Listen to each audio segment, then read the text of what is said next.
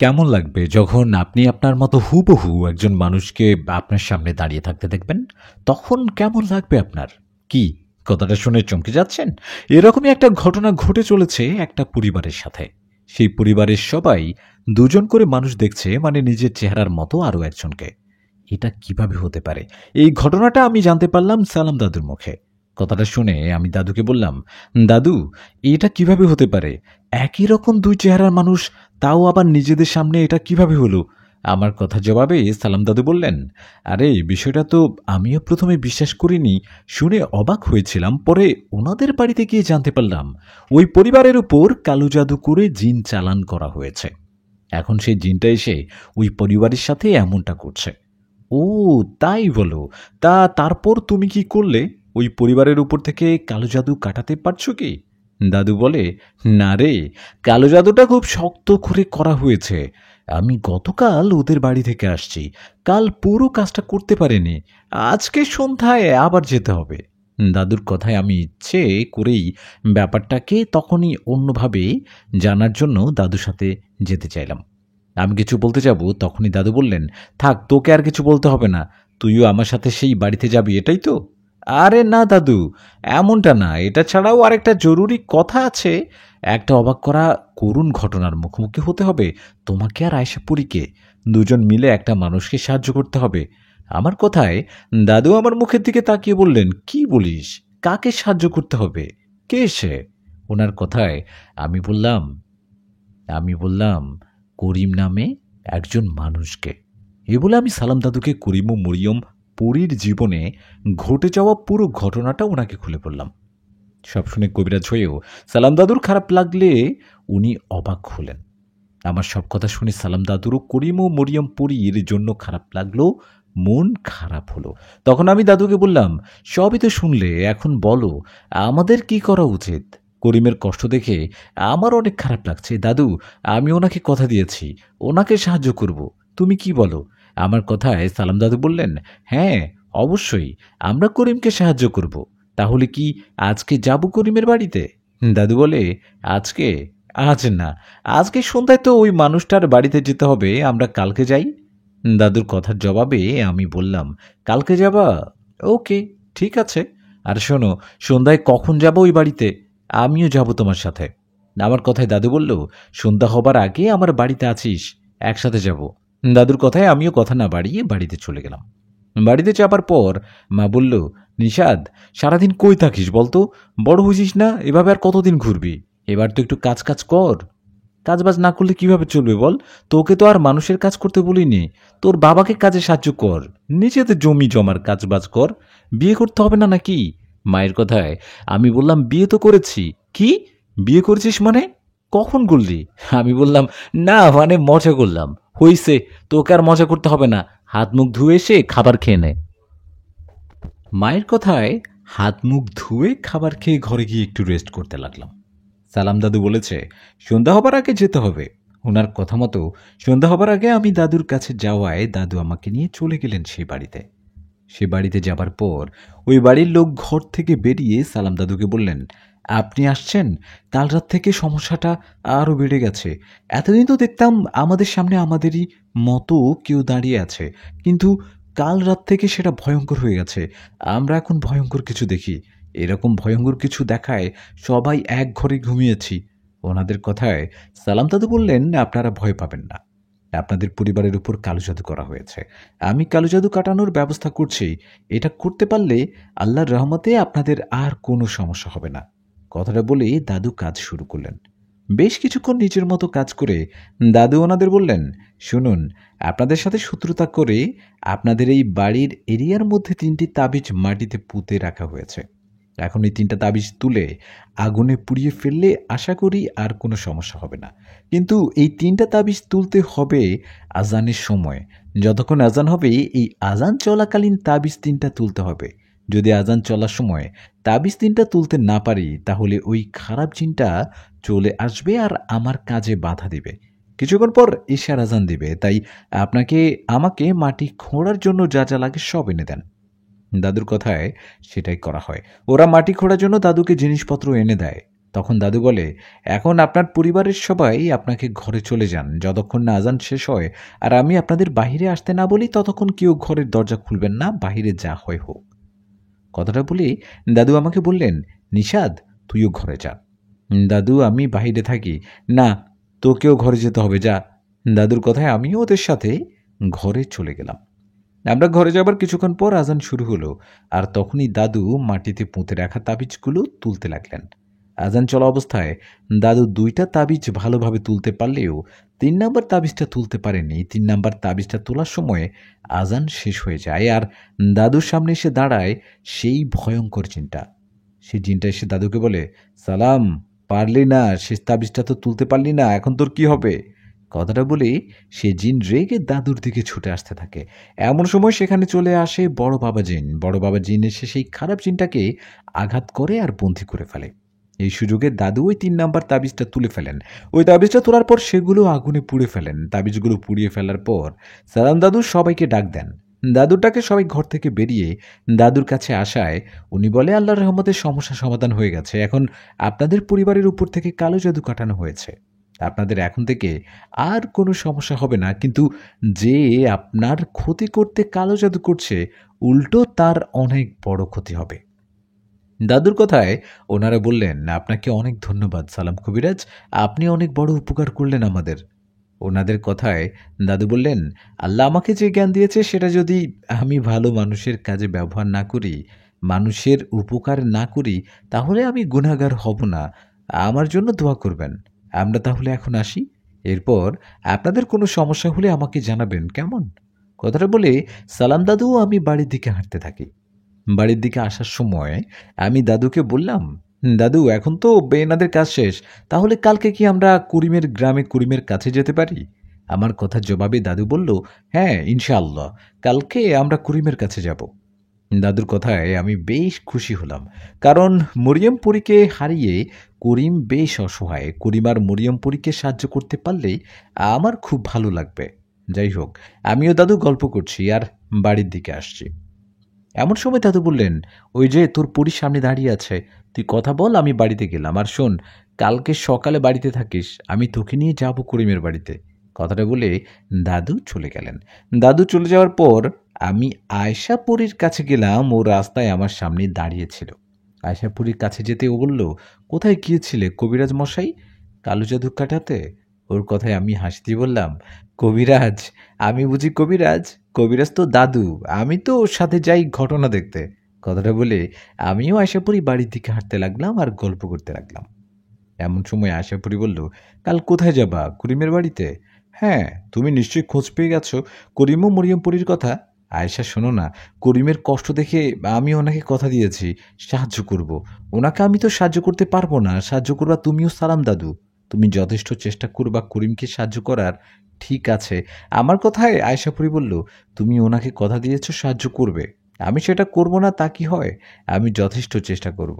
এই বলে দুজনে গল্প করতে করতে বাড়িতে চলে গেলাম। বাড়িতে যাওয়ার পর আশাপুরি চলে গেল। ও চলে যাওয়ায় আমি ঘরে ঢুকলাম। ঘরে ঢোকায় বাবা বললেন, ওই যে আসছে কবিরাজ মশাই। বাবার কথায় মা হেসে বলল, কবিরাজ বাবা কোথা থেকে ফিরলেন? বাবার কথায় আমি বললাম, আমি কি কবিরাজ? আমার জিনপরির ঘটনা ভালো লাগে, তাই আমি সালাম দাদুর সাথে ঘোরাঘুরি করি। আমার কথায় বাবা বললেন, ঘোরাঘুরি করে কি এতদিনে কবিরাজি শিখিসনি? না, আমি ওসব কবিরাজি করতে পারি না। আমার কথায় মা বললেন, তোকে কবিরাজি করতে হবে না। আমরা মজা করে বললাম, বস, খাবার খেয়ে ঘরে যা। মায়ের বসে খাবার খেয়ে রুমে গিয়ে ঘুমিয়ে পড়লাম। পরের দিন সকালে সালাম দাদু আমার বাড়ির কাছে এসে আমাকে ডাকলেন। দাদুর কাছে আমি রেডি হয়ে দুজনে রওনা করলাম করিমের বাড়ির দিকে।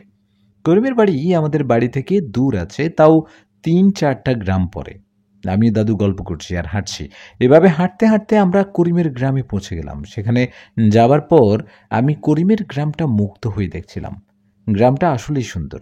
আমরা করিমের গ্রামে যাবার পর নদীর পাড়ে একটা মানুষকে বসে থাকতে দেখি। ওনাকে দেখে একটু কাছে যেতেই দেখতে পাই ওটা করিম। করিমকে দেখে আমি সালাম দাদুকে বললাম, দাদু, ইনি সেই করিম। এদিকে আমাদের দেখে করিম দাঁড়িয়ে গেলেন। তখন আমি করিমকে বললাম, করিম, করিম চাচা, ইনি হলেন সালাম কবিরাজ, যার খোঁজে আপনি গত পরশু আমাদের গ্রামে গিয়েছিলেন। আমার কথায় করিম বললেন, ও, আপনারা আসছেন তাহলে? আমি তো ভেবেছিলাম হয়তো আসবেন না। আপনাদের না গতকাল আসার কথা ছিল? করিমের কথায় সালাম দাদু বললেন, কালকে একটু কাজ ছিল তাই আসতে পারিনি। আমাদের আপনার বাড়িতে নিয়ে চলুন, বাড়িতে গিয়ে কথা বলি। দাদুর কথায় করিম আমাদের তার বাড়িতে নিয়ে যেতে লাগলেন। এমন সময় সেখানে আয়শাপুরী চলে আসলেন। আয়শাপুরী আসায় আমিও আয়শাপুরী ওদের পিছন পিছন হাঁটতে লাগলাম আর কথা বলতে লাগলাম। এমন সময় আমি পরীকে বললাম, আচ্ছা, আমরা করিমের বাড়িতে যাচ্ছি, ততক্ষণে তুমি চীন রাজ্যে গিয়ে মরিয়ম পরীর কোনো খোঁজ পাও কিনা দেখে আসো তো। আমার কথায় আয়শাপুরী তাই করলো। ও চলে গেল মরিয়মপুরীর খোঁজে। ও চলে যাবার পর আমরাও চলে গেলাম করিমের বাড়িতে। আমরা করিমের বাড়িতে যাবার পর করিমের মুখে নানা কথা শুনলাম। সব শুনে সালাম দাদু বললেন, দেখি আয়শাপুরী আসুক, ও এসে কোনো খোঁজ দিতে পারে কিনা। কথা মতো সেটাই করা হলো। আমরা অপেক্ষা করতে লাগলাম। আমরা বেশ কিছুক্ষণ অপেক্ষা করার পর আয়শাপুরী আসলো। আয়শাপুরী আসায় আমি জিজ্ঞেস করলাম, আয়শা, মরিয়মপুরীর বিষয়ে কিছু জানতে পারলে কি? আমার কথার জবাবে ও বলল, হ্যাঁ, মরিয়মপুরীর বিষয়ে জেনেছি, কথাও বলেছি।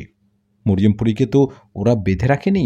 ওদের রাজ্যের একটা নির্দিষ্ট সীমানা আছে, সেই সীমানার মধ্যে বন্দি করে রেখেছে। মরিয়মপুরী ওখানে ঘুরতে পারবে, কিন্তু ও এখানে আসতে পারবে না। আমি জিন রাজ্যে যাবার পর কৌশলে মরিয়মপুরীর কাছে যাই আর কথা বলি। তখন মরিয়মপুরী আমাকে বলে, আমাকে এখান থেকে নিয়ে যাওয়া এত সহজ না। এই জিন সর্দার অনেক শক্তিশালী ও অনেক চালাক। আশাপুরীর কথায় আমি বললাম, তাহলে উপায় কি? উনি কি কোনো উপায় বলেনি? তখন আয়েশাপুরী বললেন, হ্যাঁ, মরিয়ম পরী আমাকে বলেছে ওনার একটা বান্ধবী আছে ফাইজাপুরী, সেই ফাইজাপুরীর সাথে কথা বলতে। ফাইজাপুরীর বাবা কোনো উপায় নিশ্চয়ই বলতে পারবে। আয়েশাপুরীর কথায় সালাম দাদু বললেন, ঠিক আছে, তাহলে সেটাই করো। যাও, ফাইজাপুরীর সাথে কথা বলো। দাদুর কথায় আয়েশাপুরী ফাইজাপুরীর সাথে দেখা ও কথা বলতে গেল। এদিকে তখন সালাম দাদু বড় বাবা জিনকে স্মরণ করলেন আর ডাকতে লাগলেন। দাদুর ডাকে কিছুক্ষণের মধ্যে সেখানে আসলেন বড় বাবা জিন। বড় বাবা জিন আসায় দাদু সালাম দিয়ে বললেন, বড় বাবা, এই অসময়ে আপনাকে ডাকার জন্য দুঃখিত। আমি আমার কবিরাজি জীবনে অনেক মানুষের উপকার করেছি। আল্লাহর রহমতে বেশিরভাগ উপকার করছি আপনার সাহায্য নিয়ে। আজ সেরকম একটা উপকার করতে চাই। আপনি তো জিন, আপনি তো খবর খুব দ্রুত পেয়ে যান। আপনি নিশ্চয়ই এই করিম নামে মানুষটাও তার বউ মরিয়মপুরীর বিষয় জেনে গেছেন। আমি এই করিমকে সাহায্য করতে চাই। আপনি একটু খোঁজ নিয়ে দেখুন না, কিভাবে মরিয়মপুরীকে মুক্ত করতে পারবো। সালাম দাদুর কথায় বড় বাবা জিন কিছু না বলে বাতাসে মিলে গেল। বড় বাবা জিন বাতাসে মিলে যাবার বেশ কিছুক্ষণ পর ফিরে এসে বললেন, সালাম, আমি খোঁজ নিয়ে দেখলাম, আমি যে খোঁজ নিতে গিয়েছি সেটা ওই জিন সর্দার বুঝতে পারছে। আমি সেখানে যাবার পর যা বুঝলাম তাতে মনে হয় না এত সহজে মরিয়মপুরীকেও জিন সর্দারের হাত থেকে মুক্ত করে ফিরিয়ে আনা যাবে। আসলে ওই জিন সর্দারের গোত্রে মোট জিনের সংখ্যা প্রায় 2 লাখের মতো। এখন মরিয়মপুরীকে ফিরিয়ে আনতে ওই 2 লাখ জিনের মুখোমুখি হতে হবে। ভাবছো বিষয়টা কত জটিল? বড় বাবা জিনের কথায় সালাম দাদু বললেন, তাহলে তো এটা চিন্তার বিষয়। এখন কি করব? তখন বড় বাবা জিন বললেন, আশাপুরী তো ফাইসাপুরীর সাথে কথা বলতে গেছে। দেখো, কোনো উপায় পাই কিনা। এর মাঝে আমিও খোঁজ করি। আশাপুরী ফিরে আসুক। আমি এখন চলে যাচ্ছি। তোমরা আজকে বাড়িতে যেও না, এই করিমের বাড়িতে থাকো। আমি সন্ধ্যায় আবার আসবো, কেমন? কথাটা বলে চলে গেলেন বড় বাবা জিন। উনি চলে যাবার পর করিম বললেন, আপনারা অনেক কষ্ট করে আসছেন, আমার জন্য অনেক কষ্টও করবেন, বসুন। কথাটা বলে করিম আমাদের কিছু খাবার এনে দিয়ে বললেন, খাবারগুলো খেয়ে নিন। করিমের কথায় ওনাকে আমাদের সাথে বসিয়ে তিনজনই খাবার খেয়ে নিলাম। খাবার শেষে গল্প করছিলাম, এমন সময় আয়শাপুরী আসলেন। সেখানে আয়শাপুরী আসায় ওকে জিজ্ঞেস করলাম, আয়শা, কিছু জানতে পারলে? আমার কথায় আয়শাপুরী বললেন, মরিয়মপুরীর কথায় ফাইজাপুরীর কাছে গেলাম। ওর কাছে যাবার পর ও তেমন কিছু তো বলল না। ওরা বলল যুদ্ধ করতে হবে। যুদ্ধ ছাড়াও আরেকটা উপায়ের কথা বলেছে, সেটা এখন না, পরে বলবো। আয়েশার কথায় সালাম দাদু বললেন, আয়েশাপুরী, আজকে সন্ধ্যায় বড় বাবা জিন আবার আসবে। বড় বাবা জিন আসার আগে আপনি আরেকবার জিন রাজ্যে যান তো, আর মরিয়মপুরীর সাথে গভীরভাবে আলোচনা করে আসুন। আপনি মরিয়মপুরীকে জিজ্ঞেস করবেন ওই জিন সর্দারের দুর্বলতা কোথায়, ওনাকে কিভাবে শায়েস্তা করা যাবে, হোক সেটা শক্তি দিয়ে বা বুদ্ধি দিয়ে। দাদুর কথায় আশাপুরী সেটাই করলেন। ও আবার চলে গেলেন মরিয়মপুরীর কাছে। এদিকে বেশ কিছুক্ষণ পর সন্ধ্যা হলো। সন্ধ্যা হওয়ার পর বড় বাবা জিন আবারও আসলেন। বড় বাবা জিন আসার পর দাদু বললেন, বড় বাবা, কিছু কি জানতে পেরেছেন? তখন বড় বাবা জিন বলে, কোনো উপায় তো দেখছি না। একটা উপায় আছে, যুদ্ধ করা। যুদ্ধ করা ছাড়া ওই জিন সর্দার মরিয়মপুরীকে কখনো ছেড়ে দিবে না, ওটা ওর সম্মান। মরিয়মপুরী করিমের সাথে সংসার করলে জিন রাজ্যের সব জিন সর্দারকে অসম্মান করবে, তাই জীবন থাকতে ওই জিন সর্দার মরিয়মপুরীকে ছাড়বে না। এখানে আরেকটা সমস্যা হলো, আমরা সবাই মিলে ওই জিন সর্দারের সাথে যুদ্ধ করতে গিয়ে যদি হেরে গিয়ে ফিরে আসি, তাহলে সমস্যাটা আরও বাড়বে। তখন ওই জিন সর্দার আমাদের পিছনে লাগবে, আমাদের সাথে এই গ্রামের মানুষের পিছনে লাগবে, ক্ষতি করবে। বড় বাবা জিনের কথা শেষ হতে সেখানে চলে আসলো আয়শাপুরী। আয়শাপুরী আসায় দাদু জিজ্ঞেস করলেন, মরিয়মপুরী কি কিছু বলল? তখন আয়শাপুরী বলল, বুদ্ধি দিয়ে ওই জিন সর্দারের কিছু করা যাবে না। ওই জিন সর্দারের সাথে যুদ্ধ করতে অনেক শক্তি ও ক্ষমতা নিয়ে তার সামনে যেতে হবে। পরীর কথায় দাদু বললেন, তাহলে এরকম শক্তি ও ক্ষমতা আমরা পাবো কোথায়? তখন আয়শাপুরী বলল, মরিয়মপুরী ও ফাইজাপুরীর বাবা একই কথা বলছে। ওরা বলছে আমার সাথে আবার শক্তি ফিরিয়ে নিয়ে আসতে, আর সেটা ওই চুড়ির মাধ্যমে। ওরা বলছে আমাকে আমার ওই শক্তিওয়ালা চুড়ি ফিরিয়ে আনতে। আমার হাতে ওই চুড়ি থাকলে তখন আমি হব অনেক শক্তিশালী, আর তখন ওই জিন সর্দারের কাছ থেকে মরিয়মপুরীকে মুক্ত করতে পারবো। আয়শাপুরীর কথায় আমরা সবাই অবাক। ওর হাতে দুটো চুড়ি থাকায় কত ঝামেলা হয়েছিল, অনেক ঝামেলা করে চুড়ি দুটো নষ্ট করতে হয়েছে, আবারও সেই চুড়ি ফিরিয়ে আনতে হবে। এদিকে পরীর কথায় সালাম দাদু বললেন, চুড়ি আবার ফিরে আনবো কিভাবে, সেটা কি জানতে পেরেছেন? দাদুর কথায় আয়শাপুরী বললেন, না, সেটা তো মরিয়মপুরী ও ফাইজাপুরী কেউ জানে না। তাহলে উপায়? উপায় কি? এমন সময় আমার মনে পড়ল সাজ্জাদ জিনের কথা। মনে আছে? সাজ্জাদ জিনের দাদা একজন তথ্য সংগ্রহকারী জিন। উনি আয়েশা পরিবারের একদম খুব ব্যাপারগুলো সম্পর্কে খুব ভালো করে জানতেন এবং আয়েশাপুরীর হাত থেকে চুরি নষ্ট করার উপায় বলেছিলেন। হ্যাঁ, উনি নিশ্চয়ই কোনো না কোনো উপায় জানবেন। এই ভেবে আমি সাজ্জাদ জিনকে স্মরণ করলাম, কিন্তু আমার স্মরণে সাজ্জাদ জিন আসলো না। ও না আসায় আমি ভাবলাম উনি হয়তো আমাকে ভুলে গেছে, হয়তো আসবে না, কিন্তু না। সাজ্জাদ জিন কিছুক্ষণ পর ঠিকই চলে আসলো। উনি এসে সবাইকে একসাথে দেখে সালাম দিলেন। ওনার সালামের উত্তর দিয়ে আমি বললাম, আপনি আসছেন? আমি তো ভেবেছি আসবেন কি না। কেমন আছেন আপনি? আমার কথায় উনি বললেন, আলহামদুলিল্লাহ, আমি ভালো আছি। সবাইকে একসাথে দেখছি, কোনো সমস্যা হয়েছে কি? সাজ্জাদিনের কথায় আমি বললাম, আরেকটা সমস্যায় পড়ে আপনাকে স্মরণ করছি, আমাদের একটা তথ্য লাগবে। এই বলে মরিয়মপুরী ও করিমের পুরো ঘটনাটা ওনাকে খুলে বললাম। আমার কথায় সাজ্জাদিন বলল, আপনারা সবাই করিমকে সাহায্য করবেন, এটা তো বেশ ভালো ভালো কথা। আমিও আপনাদের সাথে আছি। আমি এখনই আমার দাদার কাছে যাচ্ছি আর খবর নিয়ে আসছি আয়েশাপুরের চুড়ি আবারও কোনোভাবে ফিরিয়ে আনা সম্ভব কিনা।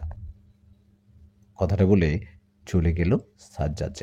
ও চলে যাবার পর আমরা সবাই ওর জন্য অপেক্ষা করছিলাম। বেশ কিছুক্ষণ অপেক্ষা করার পর সাজ্জাদ জিন ফিরে আসে। ও ফিরে আসায় বড় বাবা জিন বলে, সাজ্জাদ, কিছু জানতে পারলে? তোমার দাদা কি কোনো উপায় বলল? বড় বাবা জিনের কথায় সাজ্জাদ জিন বলল, আমি দাদাকে সব ঘটনা বলার পর দাদা অনেক গভীরভাবে তথ্য নিয়ে বললেন, হ্যাঁ, উপায় আছে। আয়শাপুরীর চুড়ি আবারও ফিরিয়ে আনা সম্ভব। কি, সত্যি সম্ভব? আমরা সবাই অবাক হয়ে বললাম। আমাদের কথায় সাজ্জাদ জিন বলল, হ্যাঁ, সত্যি সম্ভব, কিন্তু এর জন্য একটা কাজ করতে হবে, একটা উপায়ে ওই চুড়িটা ফিরিয়ে আনা যাবে। তখন আমরা জিজ্ঞেস করলাম, কি সেই উপায়, কি কাজ করলে চুড়িটা ফিরিয়ে আনা যাবে? আমাদের কথায় সাজ্জাদ জিন বলল, আয়শাপুরীর হাত থেকে যে চুড়িটা নষ্ট হয়েছিল ওটা তো আর ফিরে আনা যাবে না, তবে আয়শাপুরের যে চুড়ি ছিল ওরকম সেম চুড়ি একটা আছে। একটা জিন গোত্রের কাছে সেই চুড়িটা নিয়ে আসতে হবে। আমাদের জিনদের মধ্যে একদল জিন আছে যারা দেখতে দৈত্যের মতো বিশাল ও ভয়ঙ্কর। ওরা মূলত পানির জিন, পানির সমতলে ওরা থাকে। ওখানে ওদের রাজ্যে ওরা বেশি শক্তিশালী না হলেও দেখতে অনেক ভয়ঙ্কর। আমি আমার দাদার কাছে শুনলাম ওই জিন গোত্রের যে সর্দার, ওনার মেয়ের হাতে পরানো ছিল এই চুড়িটা, কিন্তু কয়েক মাস আগে ওনার মেয়েটা মারা যায়। ওনার মেয়ে মারা যাওয়ায় ওই চুড়িটা ওরা যত্ন সহকারে রেখে দেন। তখন এই চুড়িটা নিয়ে আসতে ওখানে যেতে হবে, ওদের সাথে কথা বলতে হবে, আর এই কাজটা করতে হবে কোনো মানুষকে। আর ঘটনা তো সবাই জানে না, সবাইকে দিয়ে এই কাজ করাও যাবে না। এই কাজ করতে হবে হয় নিশাদকে, নইলে করিমকে। আমার মনে হয় নিশাদ গেলে ভালো হবে, নইলে, কারণ ও এখনো যুবক। সাজ্জাদিনের কথায় আমি বললাম, হ্যাঁ, সমস্যা নেই, আমাকে বলুন আমি কিভাবে যাব আর কখন যাব। আমার কথায় বড় বাবা জিন বলল, নিশাদ, তুমি বিষয়টা যতটা সহজ ভাবছো এতটা সহজ নয়। আমি ওই গোত্রে জিনদের চিনি, ওরা সহজে কাউকে কিছু দেয় না। ওদের মন অনেক পাষাণ। যদি তোমার কথায় মন গলে তাহলে তোমাকে ওই চুড়িটা দিয়ে দিবে। আর তোমার কথায় ওদের মন না করলে তোমাকে মেরে ফেলবে। বড় বাবা জিনের কথা শেষ হতেই আয়শাপুরী বলল, হ্যাঁ নিষাদ, তুমি এটা করো না, সমস্যা হতে পারে। আয়শার কথায় আমি বললাম, আমি করিমকে কথা দিয়েছি ওনাকে সাহায্য করব। আমি ওনাকে সাহায্য করব আর আমাকে সাহায্য করবে তোমরা। তোমরা সাহায্য করলে ইনশাল্লাহ ওই চুড়িটা নিয়ে আসতে কোনো সমস্যা হবে না। আর ওই চুড়িটা আনলে তোমার শক্তিও আগের মতো বেড়ে যাবে। কিন্তু নিষাদ, এতে তোমার মৃত্যু ঝুঁকি আছে। তুমি কি এটা বুঝতে পারছো? আয়শাপুরীর কথা শুনে করিম বললেন, নিষাদ তুমি থাকো, আমি না হয়ে যাই। করিমের কথায় সাজ্জাদ জিন বললেন, আপনার তো বয়স হয়ে গেছে, তাছাড়া আপনি জিন রাজ্য থেকে সাজা ভোগ করে আসছেন। আপনি গেলে ওই জিনেরা আপনাকে সন্দেহ করতে পারে, রেখে যেতে পারে। সাজ্জাদ জিনের কথায় আমি বললাম, আমি যাব, সবাই আমার জন্য দোয়া করেন। আর আমাকে কিভাবে সেখানে যেতে হবে এটা বলেন। আমি যাব। যাবার আগে কয়েকবার বলে নেই, ওই চুরি পড়লে আশাপুরীর আবার কোনো সমস্যা হবে না তো? আবার যদি আগের মতো আশাপুরী আমার কাছে আসতে না পারে, আমি ওর কাছে যেতে না পারি? তখন সাজ্জাদিন বললেন, না না, এরকম কোনো সমস্যা হবে না। এরকম সমস্যা হবে তখন যখন দুইটা চুড়ি পড়বে। ও তো দুইটা চুড়ি পড়বে না, একটা পড়বে। ওনার কথায় আমি খুশি হয়ে বললাম, তাহলে ঠিক আছে, চলুন, আমাকে নিয়ে চলুন। আমার কথায় বড় বাবা জিন বললেন, আমি নিয়ে যাচ্ছি। আমি জানি কিভাবে তোমাকে ওখানে যেতে হবে। সাজ্জাদ, তোমার দাদা কি আর কিছু বলেছে? ওই জিনদের খুশি করতে কি কিছু নিয়ে যেতে হবে? তখন সাজ্জাদ বললেন, হ্যাঁ, আসলে কিভাবে যে বলি, শূকরের রক্ত নিয়ে যেতে বলেছে। ওই গোত্রের জিনেরা শূকরের রক্ত পছন্দ করে, ওগুলো নিয়ে গেলে ওরা খুশি হতে পারে। সাজ্জাদ জিনের কথা মতো করিম বেশ কিছুক্ষণ খুঁজে শূকরের রক্ত নিয়ে আসলেন। ও রক্ত নিয়ে আসায় বড় বাবা জিন বলল, নিষাদ চলো আমার সাথে, আমার সাথে চলো, আমি যেতে যেতে তোমাকে বলবো কিভাবে কি করতে হবে। বড় বাবা জিনের কথায় আমি সালাম দাদু করিম ও সেখানে থাকা সবার কাছে বিদায় নিলাম। আমি যাব, আমার বিপদ হতে পারে, তাই আয়েশাপুরী আমাকে জড়িয়ে ধরে কান্না করতে লাগলেন। ওর কান্না দেখে আমিও কান্না করায় ও আমাকে সাহস দিয়ে বলে, কান্না করো না, আর ভয় পেও না, আমরা তো আছি এখানে। তোমার কোনো বিপদ হবার আগে আমরা ওখানে চলে যাব। যাও, তোমার জন্য দোয়া ও ভালোবাসা রইল। আশাপুরীর কথায় আমি বড় বাবা জিনের সাথে বেরিয়ে গেলাম। বাইরে যাওয়ায় উনি আমার হাতটা ধরলেন। উনি আমার হাত ধরায় আমার মনে হলো আমি বরফের মতো শক্ত হয়ে গেছি। আমি বুঝতে পারছি আমি শূন্যে উঠছি, কিন্তু কোথাও যাচ্ছি তা জানি না। এভাবে বেশ কিছুক্ষণ পর উনি আমাকে একটা জায়গার নিয়ে যায়। জায়গাটা একটা নদীর চর, মানে চারিদিকে নদীর মাঝখানে একটু চরের মতো। আমরা সেখানে দাঁড়িয়ে আছি। নদীর মাঝখানে চরের মতো ওই জায়গায় যখন আমরা দাঁড়িয়ে, সেখানে যাবার পর বড় বাবা জিন আমাকে বললেন, নিষাদ শোনো, এই যে এই নদীর ওই জায়গাটা দেখতে পাচ্ছ না, এখান দিয়ে তোমাকে নদীর গভীরে যেতে হবে। আমি এখন কিছু কাজ করব। এটা করার ফলে পানির এই জায়গাটায় পানি পাক খেতে থাকবে, আর পাকের মাঝে একটা কালো হাত ভেসে আসবে। ওই কালো হাতটা ভেসে আসলে তুমি বিসমিল্লা বলে ওই হাতটার কাছে লাফ দিবা। তুমি ওখানে লাফ দেওয়ার সাথে সাথে ওই যে হাতটার কথা বললাম, ও কিন্তু একটা জিন। ওই জিনটা তোমাকে ধরে ফেলবে আর ওদের জিন রাজ্যে নিয়ে যাবে। তুমি ভয় পেও না, ওই জিনটা তোমার কোনো ক্ষতি করবে না, তোমার সাথে কথাও বলবে না। ওর কাজ মূলত কাউকে নিয়ে আসা যাওয়া করা, ও পথ দেখায়। তো ও তোমাকে পানির অনেক নিচে নিয়ে যাবার পর তুমি দেখবে পানির নিচে আলাদা একটা জগৎ, ওখানে একটা রাজ্য দেখবে, যেখানে গেলে দেখবে গাছের পাতা কালো, মানে আমাদের এখানে ঘাস বা গাছপালা যে সবুজ হয়, ওখানে গেলে দেখবে কালো। তো ওখানে যাওয়ার পর তুমি অনেক বড় বড় দৈত্য আকারের জিনদেরও দেখবে। ওদের দেখে ভয় না পেয়ে বলবে সর্দারের কাছে যাব। তখন ওরা তোমাকে সর্দারের কাছে নিয়ে গেলে তুমি সর্দারকে সব ঘটনা খুলে বলবে। বলবে, আপনার মেয়ে তো এখন বেঁচে নেই, ও চুড়িটাও তো অন্য কেউ পড়তে পারবে না, যে একবার ওরকম চুড়ি পড়েছে সেই পারবে না। যেই বলে আয়শাপুরীর কথা বলবে, তোমার কথায় যদি ওরা তোমাকে সেই চুড়িটা দেয় তাহলে তো দিল, আর না দিলে তো কিছু করার নেই। তুমি ভয় পেও না, তুমি যেখানে যাচ্ছ আমরাও সেখানে যেতে পারি। আমরা আগে গেলে ওরা ভাবতো আমরা যুদ্ধ করতে আসছি বা ওই চুড়িটা পাবার লোভে আসছি, তাই তোমাকে আগে পাঠালাম, তুমি যাও। তোমার কোনো বিপদ দেখলে আমরা চলে যাব। বড় বাবা জিনের কথায় আমি বললাম, ঠিক আছে, আপনি যাওয়ার ব্যবস্থা করুন। আমার কথায় বড় বাবা জিন কি কি জানি পড়তে লাগলেন। এর ঠিক কিছুক্ষণ পর পানির মধ্যে ঘুরপাক সৃষ্টি হলো, আর সেখান থেকে বেরিয়ে এলো একটা হাত। হাতটা আসায় আমি কথা মতো বিসমিল্লা বলে সেখানে লাফ দেবার সাথে সাথে মনে হলো আমাকে কেউ ধরে ফেললো আর দ্রুত পানির নিচে দিয়ে নিচে যেতে লাগলো। আমি ভয় চোখ খুলে নিই, তবে বুঝতে পারছিলাম আমি পানির অনেক গভীরে যাচ্ছি। এভাবে কিছুক্ষণ যাবার পর হঠাৎ আমি ফিল করি কোথাও দাঁড়িয়ে আছি। এমন ফিল করায় আমি চোখ খুললাম। চোখ খুলে দেখি আমি ওই জিন রাজ্যে চলে গেছি। আমি চারদিকে তাকিয়ে দেখি কালো একটা জগৎ, গাছপালা, ফুল, ফল সব কালো। আমি সেখানে যাবার পর আরও ভয়ঙ্কর কিছু জিনদের দেখি, যারা অনেক উঁচু লম্বা ছিল, জিনদের দৈত্যের মতো দেখাচ্ছে। চোখের সামনে এরকম ভয়ঙ্কর কিছু জিনদের দেখি আরও, যারা অনেক উঁচু লম্বা ছিল, দৈত্যের মতো। চোখের সামনে এরকম ভয়ঙ্কর অবয়ব দেখে কার না ভয় লাগবে বলেন? আমারও অনেক ভয় লাগছিল। আমি ভয়ে ভয়ে ওদের বললাম, সর্দার, আমি সর্দারের কাছে যাব। আমার কথায় ওরা সর্দারের কাছেই নিয়ে গেল। আমাকে সর্দারের কাছে নিয়ে যাবার পর আমি দেখলাম খুবই ভয়ঙ্কর দেখতে, বৃদ্ধার মতো বিশাল একটা জিন। ওনার কাছে যাবার সাথে সাথে উনি দাঁড়িয়ে বললেন, মানুষ মানুষ আমাদের রাজ্যে কেন? ওনার কথায় আমি বললাম, জি, আপনি ঠিক বলছেন, আমি মানুষ। আমি অনেক বড় বিপদে পড়ে আপনাদের রাজ্যে আপনার কাছে এসেছি। আমার কথায় উনি কিছুক্ষণ চুপ থেকে আমাকে অবাক করে দিয়ে বলে উঠল, চুড়ি, তুমি সেই চুড়িটা নিতে আসছো? ওনার কথায় আমি বেশ অবাক হলাম। আমি তো ওনাকে বলিনি, উনি কিভাবে জানলো? উনি আমাকে কথাটা বলায় আমি বললাম, আপনি যেহেতু জেনে গেছেন আমি চুড়িটা নিতে এসেছি, এটাও নিশ্চয়ই জেনে গেছেন কেন চুড়িটা নিতে এসেছি। আশাপুরীর জন্য। আশাপুরী আমার বউ। হ্যাঁ, আমরা আলাদা জাতি, তবুও ভালোবেসে বিয়ে করেছি একে অপরকে। আমি মরিয়মপুরীকে সাহায্য করতে চাই। কথাটা বলে ওনাকে করিম ও মরিয়মপুরীর সব ঘটনা খুলে বললাম। ওনাকে এটাও বললাম, আপনার মেয়ে তো আর বেঁচে নেই। ওই চুড়িটাও আর অন্য কোনো জিনেরা পড়তে পারবে না। এটা পড়তে পারবে একমাত্র আশাপুরী। তাই দয়া করে আমাকে যদি ওই চুড়িটা দেন, তো আমারও সবার অনেক উপকার হয়। এই বলে আমি সাথে করে নিয়ে যাওয়া শূকরের রক্ত ওনাকে দিয়ে বললাম, এই নিন, এই ছোট উপহারটা আপনার জন্য। আমার দেয়া উপহার পেয়ে উনি বললেন, এটা আমার অনেক পছন্দের, তোমাকে নিশ্চয়ই কোনো জিন বলেছে। আমি তোমার উপর খুশি। তুমি কিছুক্ষণের জন্য আমার প্রাসাদে যাও। এর মাঝে আমি চিন্তা ভাবনা করে খোঁজ নিয়ে দেখি তোমাকে ওই চুড়িটা দেয়া যায় কিনা। এই বলে সেই জিন সর্দার হাত দিয়ে ইশারা করায় দুজন ভয়ঙ্কর দেখতে নারী অবয়ব আমাকে একটা রুমে নিয়ে গেলেন। সে রুমে নিয়ে যাওয়ায় আমি সেখানেই বসে অপেক্ষা করছিলাম। এভাবে বেশ কিছুক্ষণ অপেক্ষা করার পর হঠাৎ আমার ঘুম এসে যায়। আমার এতটাই ঘুম আসে যে আমি সেখানেই ঘুমিয়ে পড়ি। আমার যখন ঘুম ভেঙে যায় তখন আমি দেখি আমি একটা খাঁচার ভিতর শুয়ে আছি। ঘুম ভেঙে যাওয়ায় নিজেকে খাঁচার ভিতর দেখে চিৎকার দেই। আমার চিৎকারে সেখানে জিন সর্দার সহ আরও অনেক জিনেরা চলে আসে। ওরা আসায় আমি বলি, সর্দার, আমি এখানে কেন? আমাকে এখানে কে রাখলো? আমার কথায় উনি একটা ভয়ঙ্কর হাসি দিয়ে বলল, তোর মনে হয় আর বাড়ি ফিরে হবে না রে?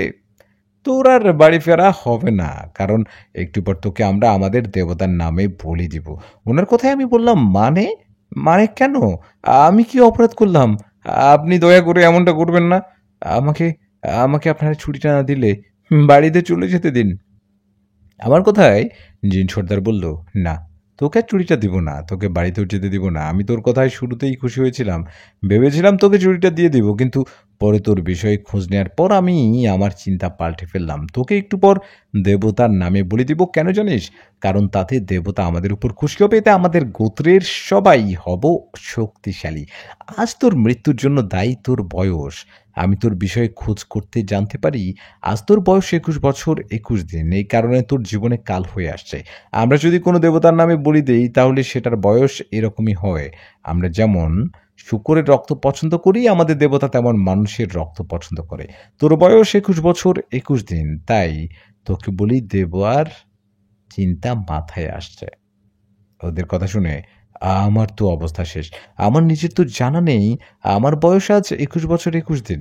এমন সময় সেই জিন সর্দার অন্য জিনদের অনুমতি দিলেন। ওনার অনুমতিতে আমাকে ওরা একটা অন্য রকম ঘরে নিয়ে গেল। সেখানে যাবার পর আমি অবাক করা একটা জিনিস দেখলাম। আমি দেখলাম সেই চুড়িটা ওখানে একটা জায়গায় রাখা। আর চুড়িটার পাশে বিশাল আকারে দুটো সাপ। আসলে ওরা সাপ না, ওরা জিন। সাপরূপে হয়তো চুড়িটা পাহারা দিচ্ছে। আমাকে সেখানে নিয়ে যাবার পর জিন সর্দার বলল, ওকে খাঁচা থেকে বের করো। ওনার কথায় আমাকে খাঁচার দরজা খুলে দেওয়া হলো। খাঁচার দরজা খুলতেই আমি বাহিরে বেরিয়ে আসলাম। বাইরে আসার পর অবাক করা একটা ঘটনা ঘটলো। খাঁচা থেকে বাইরে আসার পর মনে হলো আমাকে কেউ ধরে রেখেছে। আমি নড়াচড়া তেমন করতে পারছিলাম না। এমন সময় সর্দার আমাকে শুয়ে দেওয়ার হুকুম দিলেন।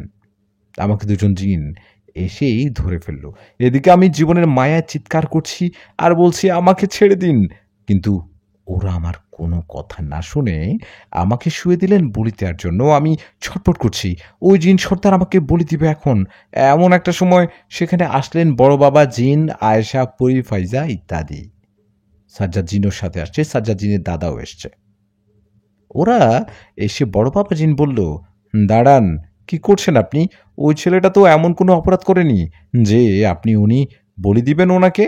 বড় বাবা জিনের কথায় সে জিন সর্দার সব ঘটনা বলে আর বলে, একে বলি দিলে আমাদের জিন গোত্রের মঙ্গল হবে। কথাটা বলেই আমাকে আবারও বলি দিতে যাবে, তখনই বড় বাবা জিন সেই জিন সর্দারের উপর আক্রমণ করলেন, ওনাকে আঘাত করে ফেলে দিলেন। সে জিন সর্দারকে আঘাত করায় ওনার রাজ্যের বাকি জিনেরা রেগে যায় আর শুরু হয় দুই কুলের দলের মধ্যে যুদ্ধ। ওই জিন রাজ্যের জিনগুলো দেখতে দৈত্যের মতো বড় ভয়ঙ্কর হলেও কিন্তু শক্তিশালী না, খুব একটা শক্তি কম। বড় বাবা জিন ও সাজ্জাদ জিনের দাদা এরা কিন্তু বয়স্ক জিন, এদের দুজনের শক্তি অনেক।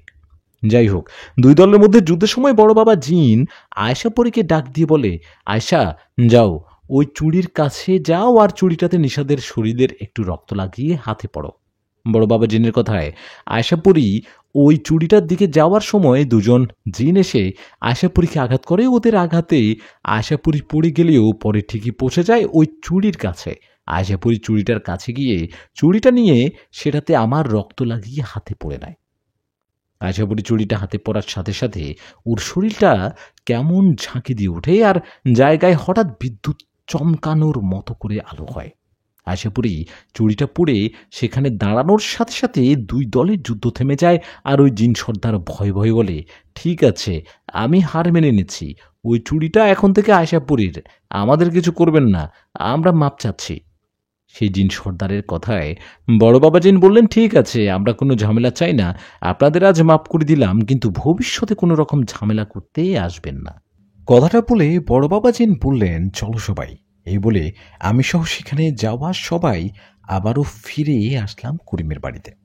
সেখানে আসার পর বড় বাবা জিন বলল, আল্লাহর রহমতে আমরা চুড়িটা নিয়ে আসতে পারলাম, এখন থেকে আয়েশা পরী আবার ওর শক্তি ফিরে পাবে।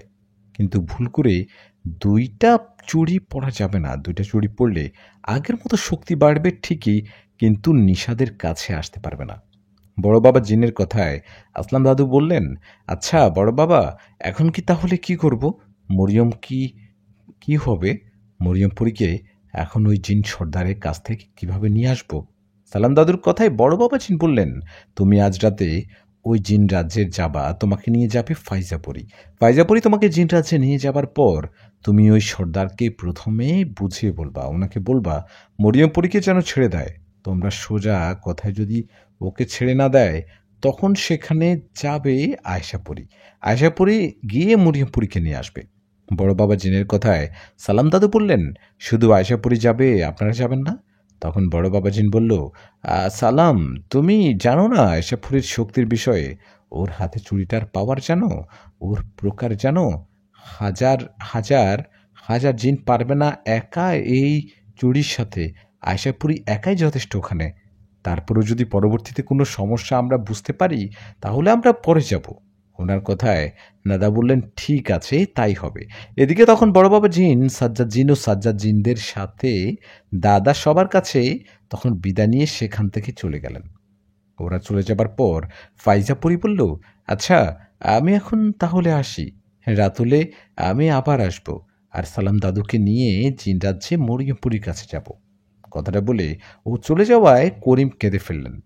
কাঁদতে কাঁদতে করিম বললেন, আমি ভেবেছি মরিয়মপুরীকে কখনো পাবো না, কিন্তু আপনারা সবাই মিলে আমাকে আশার আলো দেখালেন। আমার আর মরিয়মপুরীর জন্য অনেক কষ্ট করছেন আপনারা, এখনও করে যাচ্ছেন। আপনাদের এই উপকারের ঋণ কিভাবে দিব? করিমের কথায় আমি ওনার কাছে গিয়ে বললাম, করিম চাচা, আমি আপনাকে কথা দিয়েছিলাম সাহায্য করব। আমি আমার কথা রাখলাম, ইনশাল্লাহ জিনপুরীদের সাহায্য আমিও সালাম দাদুর যথেষ্ট চেষ্টা করব। আমার কথায় করিম বলল, দুদিন ধরে আমার বাড়িতে ভালো মন্দ কিছু খাওয়াতে পারছি না, তবুও যা পারছি খাওয়ানোর চেষ্টা করছি। হাত মুখ ধুয়ে খাবার খেয়ে নেন। করিমের কথায় আমি বললাম, আমার এখন খেতে ইচ্ছে করছে না, সালাম দাদুকে খেতে দিন, আমিও আশা করি একটু নদীর পাড় থেকে আসি। কথাটা বলেই আমি চলে গেলাম বাহিরে নদীর পাড়ে। আমার সাথে আশাপুরিও গেলেন নদীর পাড়ে। সেখানে যাবার পর আমি আশাপুরীকে বললাম, কি নিজের শক্তি ফিরে পেয়ে কেমন লাগছে? আমার কথায় আশাপুরী বলল, ভালো লাগছে, আবার খারাপও লাগছে। জানো, বেশি ক্ষমতা থাকলে অহংকার বাড়ে। আমি তো অহংকারীদের দলে থাকতে চাই না। আমি চুরিটা নিয়ে আসতাম না যদি মরিয়মপুরীকে মুক্ত করতে না হতো। তুমি করিমকে কথা দিয়েছিলে, তোমার সম্মান রাখতে আমার এটা করতে হচ্ছে। এ বলে দুজনে সেখানে বেশ কিছুক্ষণ গল্প করলাম। গল্পের এই ফাঁকে আমি আশাকে বললাম, দেখলে জায়গাটা কত সুন্দর। এই নদীর পাড়ে গড়ে উঠে করিম ও মরিয়মপুরীর ভালোবাসা। ওরা এখানেই গল্প করতো, সময় কাটাতো। ওদের প্রেমের ইতিহাসটা অন্যরকম, তাই না? আমার কথায় আশাপুরী বলল, তোমার আমার প্রেমের কাহিনীও কম না, চলো আমরা দুজন এখানেই সন্ধ্যা হওয়া পর্যন্ত সময় কাটাই। কথাটা বলে সেখানেই দুজনে সময় কাটাতে লাগলাম সন্ধ্যা পর্যন্ত। সন্ধ্যা হওয়ার পর আমিও আশাপুরী আবারও করিমের বাড়িতে ফিরে গিয়ে দেখলাম ফাইজাপুরী চলে আসছে সেখানে। তখন সালাম দাদু আমাকে বললেন, নিষাদ, আসছিস তোরা? আমরা চলে যাচ্ছি। আমি গিয়ে ওই জিন সর্দারের সাথে আগে কথা বলে দেখি উনি রাজি হলে তো হলো, তা না হলে আয়শাপুরী চলে যাবে। দাদুর কথায় আশাপুরী বলল, দাদু, আপনি কোনো চিন্তা করবেন না, আপনি যান, আমি আপনাদের আশেপাশে থাকব। আয়শাপুরীর কথায় দাদু মনের সাহস নিয়ে আল্লাহর উপরে ভরসা রেখে ফাইজাপুরীর সাথে চলে গেল জিন রাজ্যে মরিয়মপুরীর কাছে। সালাম দাদু ও ফাইজাপুরী জিন রাজ্যে যাবার পর ওরা সরাসরি মরিয়মপুরীর কাছে যায়। ওরা মরিয়মপুরীর কাছে যাওয়ায় মরিয়মপুরী ফাইজার কাছে এসে বলে, ফাইজা, তুই কেমন আছিস? ইনি কে? ইনি তো চিন্তার মধ্যে কেউ না। এনাকে দেখে তো মানুষ বলে মনে হয় না। এনাকে এখানে নিয়ে আসছিস কেন? মরিয়মপুরীর কথায় ফাইজাপুরী বলে, তোকে ছাড়াতে নিয়ে আসছি। উনি একজন কবিরাজ। অনেক কাহিনী হয়ে গেছে তোকে ছাড়ানোর জন্য। আস্তে আস্তে সব জানতে পারবি। এখন উনি এই রাজ্যের জিন সর্দারের সাথে কথা বলবে। উনি সহজে রাজি না হলে তখন অন্য ব্যবস্থা করতে হবে। ফাইজাপুরীর কথায় মরিয়মপুরী বললেন, না ফাইজা, তোমরা এই রাজ্যের জিন সর্দারকে চেনো না। ওনার রাজ্যে অনেক জিন আছে। তোমরা ফিরে যাও, নইলে সমস্যা হতে পারে। মরিয়মপুরীর কথায় সালাম দাদু বললেন, আপনি কোনো চিন্তা করবেন না, আমি আগে কথা বলে দেখি। এদিকে সালাম দাদু ও ফাইজাপুরী সেখানে যাওয়ার সাথে সাথে জিন সর্দারের কাছে খবর চলে গেছে, আর সাথে সাথে সেখানে চলে আসছে জিন সর্দার। উনি আসার পর সালাম দাদুকে দেখে বলে, কে আপনি? আপনি তো মানুষ, এখানে কি করেন? মরিয়মপুরীর কাছে কি আপনার? ওনার কথায় সালাম দাদু বলেন, আমি আসছি আপনার সাথে কথা বলতে। আসলে আমি চাই আপনি মরিয়মপুরীকে ছেড়ে দেন। দেখেন, মরিয়মপুরীর জন্য একটা ছেলে ধুকে ধুকে মরছে, কষ্টে দিন কাটাচ্ছে। আপনার ছেলে তো বেঁচে নেই, তাহলে কেন ওকে আটকে রাখছেন? আমি দয়া করে মরিয়মপুরীকে ছেড়ে দিন, এই অনুরোধটুকু করার জন্য আমি এখানে আসছি। সালাম দাদুর কথায় সে জিন সর্দার কিছুক্ষণ চুপ থেকে বলল, বন্দি করো। বন্দি করো কথাটা শুনে কয়েকটা জিন সালাম দাদু ও ফাইজাপুরীকে বন্দি করে ফেলল। তখন ফাইজাপুরী বলল, আমাদের ছেড়ে দিন, নইলে আপনাদের অবস্থা খারাপ হবে, ছেড়ে দিন আমাকে। ফাইজাপুরীর কথায় একটা জিন ফাইজাপুরীকে একটা আঘাত করলো। ফাইজাপুরীকে আঘাত করার সাথে সাথে সেখানে এসে দাঁড়ালো আয়শাপুরী। আয়শাপুরী আসায় সে জিন সর্দার আয়শাপুরীর দিকে তাকিয়ে রইল। এদিকে ঠিক তখনই পিছন থেকে একটা জিন এসে সে জিন সর্দারের কানে কানে যেন কি বলল। ওরা শুনে জিন সর্দার বললেন, আয়শাপুরী, আমি তোমার বিষয় শুনেছি। আমি তোমার সাথে কোনো ঝামেলা চাই না, আর আমি তোমাকে ভয়ও পাই না। তুমি এখান থেকে চলে যাও। জিন সর্দারের কথায় আয়শাপুরী বলল, মরিয়মপুরীকে নিতে আসছি। ওকে ওকে নিয়ে যাব, ছেড়ে দিন ওকে। আশাপুরীর কথায় জিন সর্দার বলল, হুমকি? আমাকে হুমকি দেওয়ার সাহস পাও কোথায়? কথাটা বলে উনি হাত দিয়ে ইশারা করার সাথে সাথেই কয়েকটা জিন ছুটে আসলেন আয়শাপুরীর কাছে। এদিকে ঠিক তখনই মুহূর্তের মধ্যে আয়শাপুরী ওই জিনদের আঘাত করে ফেলে দিলেন। আয়শাপুরীর এমন আচরণে জিন সর্দার রেগে সকল জিনদের বললেন আয়শাপুরীকে ধরতে। সর্দারের কথায় হাজার হাজার জিন ছুটে আসতে লাগলেন আয়শাপুরীর দিকে। ঠিক তখনই আয়শাপুরী কয়েকশো জিনকে মেরে সোজা গিয়ে সে জিন সর্দারকে আঘাত করতে লাগলেন। আয়শাপুরী সে জিন সর্দারের আঘাত করছে দেখে বাকি জিনেরা ভয়ে ওর কাছে কেউ যাচ্ছে না। এদিকে প্রচণ্ড আঘাতে জিন সর্দার চিৎকার করছে। আয়শাপুরীর আঘাতে জিন সর্দার অনেক দুর্বল হয়ে পড়ে। তখন সেই জিন সর্দার বলে, ঠিক আছে, আমি মরিয়মপুরীকে ছেড়ে দিচ্ছি, ওকে নিয়ে যাও, আমি বাধা দেব না। জিন সর্দারের কথায় আয়শাপুরী, সালাম দাদু, ফাইজাপুরী ও মরিয়মপুরীকে নিয়ে ফিরে আসলেন। আমরা করিমের বাসায় ফিরে আসায় আমরা সবাই অনেক খুশি। তাহলে অবশেষে মরিয়ম পরীকে ফিরিয়ে নিয়ে আসতে পারছে।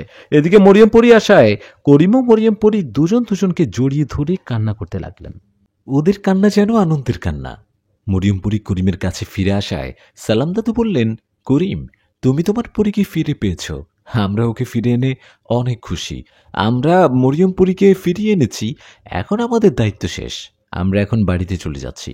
সালাম দাদুর কথায় করিম সালাম দাদুকে বললেন, আপনাদের যে কি বলে ধন্যবাদ দিব। আপনারা আমারও মরিয়ম পরীর জন্য অনেক কষ্ট করলেন। করিমের কথায় দাদু বললেন, সাহায্য করতে হলে তো কষ্ট করতেই হবে। তোমরা এখন সুখে থাকো, ভালো থাকো, এটাই চাই। আর হ্যাঁ, একটা কথা, তোমাদের যেন ভবিষ্যতে কোনো সমস্যা না হয় সেজন্য বাড়িটা বন্দি করে দিয়ে গেলাম। তারপরও কোনো জিনপুরি ঘটিত সমস্যা হলে আমাকে জানাবে। এদিকে আমিও করিমের সাথে কথা বলে বিদায় নিলাম। তখন মরিয়ম পরী আমাদের উদ্দেশ্য করে বলল, আপনারা আমার জন্য অনেক কিছু করছেন। আপনার উপকার কখনো ভুলব না। কখনো আমার সাহায্যের প্রয়োজন হলে আমাকে স্মরণ করবেন। আমি ছুটে আসবো আপনাদের কাছে। মরিয়মপুরীর কথাটা শুনে আমি আয়েশাপুরী ও সালাম দাদু চলে আসলাম বাড়িতে। বাড়িতে আসার পর মা বলল, 3 দিন ধরে বাড়িতে নেই, কোথায় গিয়েছিলি? মায়ের কথায় আমি কিছু না লুকিয়ে শুধু করিম আর মরিয়মপুরীর ঘটনা বললাম। মাকে বললাম, সালাম দাদু মরিয়মপুরীকে ফিরিয়ে এনেছে, এটাই দেখতে গিয়েছিলাম। কথাটা বলে আমি ঘরে গিয়ে শুয়ে পড়ি। 2-3 দিন ধরে ভালো ঘুমাতে পারিনি। এই ঘটনার 2 দিন পর এক বিকালে আমি বাড়িতে দেখলাম বাবা একজন অপরিচিত লোকের সাথে কথা বলছে। লোকটাকে আমি চিনি না। ওনাকে না চেনায় মাকে বললাম, আচ্ছা মা, বাবা কার সাথে কথা বলছে? কে উনি? আমার কথার জবাবে মা বলল, উনি উনি তো ঘটক। তোমার বাবা ঘটকের সাথে কথা বলছে তোমার বিয়ের জন্য। বিয়ের জন্য দেখবে বলে, তোমাকে বিয়ে দিব সেজন্য। মানে? না মা, এখন বিয়ে করব না। বাবাকে বলো না আরো কয়েকটা বছর যেতে। আমার কথায় মা বলল, কয়েক বছর যাবে মানে? না না, আর দেরি করা যাবে না। তোকে বিয়ে না দিলে তুই সংসারী হবি না, তোর সালাম দাদুর সাথে ঘুরে বেরোবি। মায়ের কথায় আমি বললাম, বিয়ে করলে সংসারী হব। তোমাকে কে বলল? তোমরা যা খুশি করো, আমি এখন বিয়ে টিয়ে করবো না। কথাটা বলে চলে গেলাম বাহিরে। আমি বাহিরে গিয়ে বসে আছি। এমন সময় ওখানে আসলেন আয়েশাপুরী। ও আশায় আমি বললাম, কি ব্যাপার, হঠাৎ এখানে চলে আসলাম যে? আশেপাশে মানুষ আছে, তোমাকে দেখে ফেলবে তো। আমার কথায় আয়েশা বললেন, চিন্তা করো না, আমি অদৃশ্যভাবে আছি, তুমি ছাড়া কেউ দেখবে না আমাকে। ওর কথায় আমি কিছু না বলে চুপ করে বসে রইলাম। এই দেখে পরি বলল, কি হলো, হঠাৎ মন খারাপ করে বসে আছো কেন? তখন আমি বললাম, মন খারাপ করব না তো কি করব, বাবা বাড়িতে ঘটকের সাথে কথা বলছে, আমায় নাকি বিয়ে দিবে। বিয়ের কথা শুনে কার মন ভালো থাকে বলো? আমার কথায় আয়শাপুরি বলল, তা সমস্যা কি, বিয়ে করো। কি, বিয়ে করব? মজা করছো তাই না? ঠিক আছে, বাড়িতে গিয়ে মা বাবাকে বলি আমি বিয়েতে রাজি, আজকেই যেন বিয়ে দেয় আমাকে। আমার কথায় আয়শাপুরি বলল, হ্যাঁ যাও, গিয়ে বিয়ে করো, তারপর দেখো কি করি। তোমাকে আর তোমার বউকে নদীতে ফেলে দিয়ে আসবো, পরে পানির নিচে দুজনে বাসর করো। দরকার হয় তাই করব। আছি এক চিন্তায়, আরো মজা করছে। এখন কি করব, মা বাবা যদি আমার বিয়ে ঠিক করে তখন? আমার কথায় পুরি বলল, আরে বাবা, বিয়ের কথা বললেই কি হয় নাকি বিয়ে? আমি থাকতে তোমার বিয়ে হতে দিব নাকি? আমি বিয়ে ভেঙে দিব, চিন্তা করো না। ওর কথায় খুশি হয়ে বললাম, তাহলে ঠিক আছে। আচ্ছা, সন্ধ্যা হয়ে আসছে, বাড়িতে যাই। কথাটা বলে আমি চলে গেলাম বাড়িতে। বাড়িতে যাবার পর সেই রাতে ঘুমোতে যাওয়ার মাঝে আমি একটা স্বপ্ন দেখি। আমি দেখি আমার একটা জায়গায় বেঁধে রেখেছে আমাকে কেউ। আমার চারিদিকে ঘিরে আছে শত শত জিন। এরকম একটা ভয়ঙ্কর স্বপ্ন দেখে আমার যখন ঘুম ভেঙে যায়, তখন আমি উঠে বিছানায় বসি। আমি বিছানায় বসার পর অনুভব করি আমার ঘরের মধ্যে কেউ আছে। নিজের রুমের কাউকে অনুভব করায় ঘরের লাইটটা জ্বালিয়ে দেই। ঘরের লাইটটা জ্বালিয়ে দেওয়ার সাথে সাথে আমার খাটের নিচ থেকে 2টো কালো বিড়াল দ্রুত আমার জানালা দিয়ে বেরিয়ে গেল। ওরা বেরিয়ে যাবার কয়েক সেকেন্ড পর আমি বাইরে চিৎকারের আওয়াজ শুনি। বাইরে চিৎকারের আওয়াজ শোনার পর আমি ভয়ে জানালা লাগিয়ে বিছানায় বসায় আয়শাপুরী সেখানে চলে আসে। পুরী সে বলে, নিষাদ, ভয় পেয়েছো নাকি? ওর কথা জবাবে আমি মাথা নাড়িয়ে বললাম, হ্যাঁ ভয় পেয়েছি, আমি একটা স্বপ্ন দেখছি। এই বলে আমার স্বপ্নের কথা আয়শাপুরীকে খুলে বলে। পুরী বলে, নিষাদ, সমস্যা হয়ে গেছে। আমরা যে জিন সর্দারকে মেরে মরিয়মপুরীকে নিয়ে আসছি, সেই জিন সর্দার আর ওই যে আমি চুরি নিয়ে আসছি, পানির নিচের ওই জিন সর্দার দুজনে একসাথে হয়েছে। আমরা ওনাদের মারায় জিন সর্দার দুজনে অপমানিত হয়েছে। ওদের রাজ্যের বাকি জিনেরা ওদের আর মান্য করে না, এই জন্য ওরা আমাদের পিছনে আবার লাগছে। সামনে বড় কোনো ধরনের ঝামেলা হতে পারে নিশাত। একটু আগে তুমি যে কালো বিড়াল দুটোকে দেখেছো, ওই দুইটা জিন ছিল। ওরা তোমার ক্ষতি করতে তোমার কাছে আসছিল। পরে পালিয়ে যাবার সময় আমি ওদের ধরেও মেরে ফেলি। তুমি আজকে রাতে আর বাহিরে কোথাও যাবা না। আমি মরিয়মপুরীর কাছে যাচ্ছি। মরিয়মপুরী ও করিমের ক্ষতি হতে পারে, ওদের সাবধান করে আবার চলে আসছি। কথাটা বলে আয়শাপুরী চলে গেল। ও চলে যাবার পর আমি বেশ চিন্তা নিয়ে ঘুমিয়ে পড়লাম। পরের দিন সকালে গেলাম সালাম দাদুর খবর পেয়ে আমি ওনার কাছে যাবার পর উনি বললেন, নিশাদ, তোকে ডাকলাম একটা কারণে। আমি কাল রাতে একটা স্বপ্ন দেখছি। আমি তো কবিরাজ, আমি বুঝতে পারছি এই স্বপ্নটা সাধারণ কোনো স্বপ্ন না। আমাদের সামনে নিশ্চয়ই কোনো ঝামেলা হতে চলেছে। আশাপুরীকে ডাকতো, ওকে জিজ্ঞেস করি আসলেই সামনে কোনো ঝামেলা হবে কি না। দাদুর কথায় আমি বললাম, ওকে ডাকতে হবে না দাদু, আমিও তোমার মতো একই স্বপ্ন দেখছি। পরের রাতের বেলা আয়েশা আমাকে বলেছিল ওই জিন সর্দারকে আঘাত করে মরিয়মপুরীকে নিয়ে আসার জন্য উনি আমাদের পিছনে লেগেছে। শুধু তাই না, আমি পানির নিচে দৈত্যের মতো ওই জিনদের কাছে গিয়েছিলাম না, সেই জিন সর্দারও পিছনে লাগছে আমাদের। দুজন জিন সর্দার একসাথে হয়েছে, বুঝতে পারছো কি অবস্থা হবে? আমার কথায় সালাম দাদু বেশ অবাক হলেন। অবাক হয়ে আমাকে বললেন, তাহলে এখন উপায় কি? এখন মনে হয় যুদ্ধ করার জন্য প্রস্তুত থাকতে হবে। আমি বড় বাবা জিনকে স্মরণ করে কথা বলি, তুই বাড়িতে যা। আর শোন, তুই আর আমি মানুষ, আমাদের সাবধানে থাকতে হবে বেশি। বিনা কারণে ঘর থেকে বের হবি না, মনে থাকবে? দাদুর কথায় আমি বললাম, হ্যাঁ দাদু, মনে থাকবে। কথাটা বলে দাদুর কাছে বিদায় নিয়ে বাড়ির দিকে আসতে লাগলাম। আমি বাড়িতে আসার সময় আয়শাপুরী আমার কাছে আসলেন আর আমার পাশাপাশি হাঁটতে হাঁটতে বললেন, সালাম দাদু কি বলল? ওর কথায় আমি বললাম, দাদু বলল উনিও আমার মতো স্বপ্ন দেখেছেন। উনি আরো বলল, বড় বাবা জিনের সাথে কথা বলবে, সামনে পরিস্থিতি নাকি খারাপ। আমার কথায় পরি বলল, হ্যাঁ উনি ঠিকই বলছে, এসব কিছু ঘটছে মরিয়মপুরী ও করিমের জন্য, তাই আমি ওদের সাবধান করে দিয়ে আসলাম। করিম ও মরিয়মপুরী সাবধানে থাকবে, তোমরাও এখন থেকে সাবধানে থাকবা। গতরাতের মতো যদি আজ রাতেও কোনো স্বপ্ন দেখো, তাহলে কালকে আমিও বড় বাবা জিন সরাসরি ওই জিন সর্দারের সাথে কথা বলবো, ওদের সাথে কথা বলে দেখব ওরা কি চায়। এসব বলতে বলতে আমিও আশাপুরি বাড়ির কাছাকাছি চলে আসি। বাড়িতে আসতেই মা বলল, নিশাদ, কোথায় গিয়েছিলি? যা যা, গোসল করে রেডি হয়ে নে, একখানি যেতে হবে। মায়ের কথায় আমি বললাম, কোথায় যাব? তখন মা বলল, মেয়ে দেখতে, তোর বিয়ের জন্য মেয়ে দেখতে যাব, যা গোসল করে আয়। মায়ের কথায় পাশে তাকালাম, কেননা তখন পাশে আয়শাপুরি ছিল অদৃশ্যভাবে। পাশে তাকাতেই মা বলল, কি রে, পাশে কার দিকে তাকাস? যা তাড়াতাড়ি ঘরে যা। মায়ের কথায় আমি কিছু না বলে ঘরে গিয়ে দরজাটা লাগিয়ে আশাপুরীকে বললাম, কি করব এখন? পরী বলে, তা তো জানি না। জানো না মানে? তুমি একটা উপায় বলো। এমনিতে ঝামেলা চলছে, তার উপর আবার মা বাবা আমাকে বিয়ে দিতে চাচ্ছে, কি করব? আমার কথায় আয়শা বলল, আমার কথা গিয়ে বলে দাও, যা হবার হবে। ওর কথায় আমি ভয় পেয়ে বললাম, এই না, না না এখন না, আর কিছুদিন যাক। পরী তখন বলে, তাহলে এখন কি করবে? মেয়ে দেখে বিয়ে করবে? আমি বলি, না। কি বলো? আমার বউ তো তুমি, আমি অন্য কাউকে বিয়ে করব কিভাবে? আমি বলি আমি বলি কি, আমি মায়ের সাথে যাই, মেয়ে দেখে আসি। মেয়ে দেখলেই তো বিয়ে হয় না, তাই না? আমার কথায় আশাপুরী বলল, আচ্ছা ঠিক আছে যাও, তবে মেয়েটার দিকে বেশি তাকাবা না কিন্তু। আমি কিন্তু অদৃশ্যভাবে থাকবো ওখানে। পুরীর কথায় মাথা নাড়িয়ে বললাম, ঠিক আছে, তুমি এখন যাও, আমরা মেয়ে দেখতে গেলে ওখানে আসিও। আমার কথায় পুরী চলে গেল। ও চলে যাবার পর আমি গোসল করে রেডি হয়ে মা বাবার সাথে চলে গেলাম মেয়ে দেখতে। মেয়ে দেখতে যাবার পর মেয়ে দেখা হলো। মেয়ে দেখা হওয়ায় মেয়ের বাবা ও আমার মামা দুজনে কথা বললেন। তখন মেয়ের বাবা বললেন, ঠিক আছে, আপনারা তো আমার মেয়েকে দেখলেন, আমাদের বাড়িতে আসলেন, আমরাও কাল আপনাদের বাড়িতে যাই, খোঁজ খবর নেই, তারপর বিয়ের কথা বলা যাবে। ওদের কথায় বাবা রাজি হলেন। তারপর খাওয়া দাওয়া শেষে রাতের দিকে বাড়িতে আসলাম। বাড়িতে আসার পর সে রাতে আর খাইনি, রুমে গিয়ে শুয়ে পড়ি। রুমে গিয়ে শুয়ে পড়ার পর রাত 12টা কি 1টার দিকে আয়শাপুরী আমার কাছে আসে। ও এসে বলে, শোনো, আমি একটু বাইরে যাচ্ছি। বাইরে বলতে আমার একটা দাওয়াত আছে, বলতে পারো আমন্ত্রণ। যারা আমাকে আমন্ত্রণ দিয়েছে, আমি ওই জিনদের অনেক সম্মান করি। যদিও এখন তোমাকে ছেড়ে যাওয়া ঠিক হচ্ছে না, তবুও আমি চেষ্টা করব সকাল হবার আগে চলে আসতে। তুমি রাতে কোথাও যাবা না, বুঝতে পারলে? পরীর কথায় আমি বললাম, ঠিক আছে, যাও, আমি কোথাও যাব না, সাবধানে থেকো। কথাটা বলে আয়শাপুরী চলে গেলেন। ওর চলে যাবার কিছুক্ষণের মধ্যেই আমি ঘুমিয়ে গেলাম। সময়টা তখন মধ্যরাত। হঠাৎ আমার ঘুম ভেঙে যায় দরজার ঠকঠক আওয়াজে। আমার ঘুম ভেঙে যেতে আমি দরজা খুলতেই সালাম দাদু বলল, সর্বনাশ হয়ে গেছে নিশাদ, আমার সাথে আয়। ওই জিন সর্দারেরা ভুলিয়ে ভালিয়ে আয়শাপুরীকে ওদের কাছে নিয়ে গেছে আর অনেক আঘাত করছে।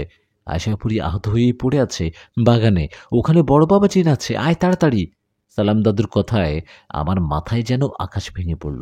আয়শাপুরী আহত হয়ে পড়ে আছে কথাটা শুনে আমি দাদুর সাথে সাথে যেতে লাগলাম।